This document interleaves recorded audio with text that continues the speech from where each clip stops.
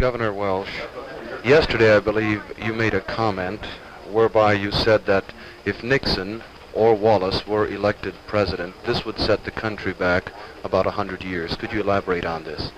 Well, yes. Both Governor Wallace and Mr. Nixon stand for a principle of permitting the states of the South particularly to determine and continue to permit a system of two classes of opportunity, two classes of education.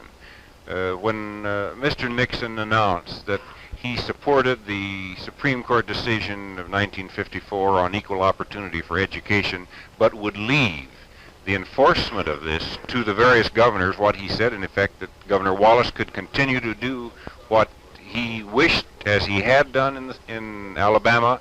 Governor Maddox in Georgia can do the same. Senator Strom Thurmond can do the same in South Carolina.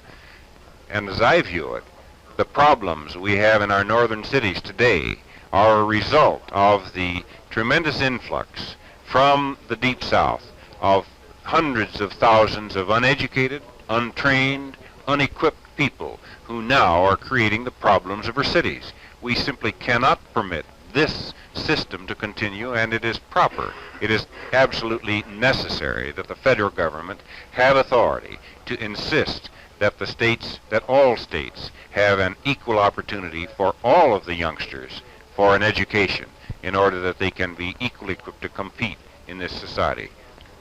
Taking note that the Humphrey headquarters were just opened Friday here in Muncie, does this mean that the Humphrey campaign is getting a late start here in Indiana?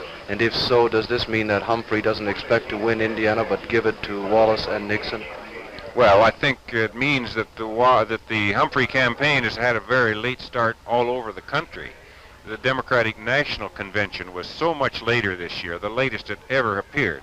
And this automatically meant that the campaign of the man who was nominated was very late getting underway. You see this momentum picking up, the number of appearances of the Vice President and Senator Muskie on national TV. Headquarters are popping up now all over the state in the closing days of the campaign, and a very noticeable revival of interest, increase in interest in the Democratic nominees for President and Vice President Humphrey and Senator Muskie.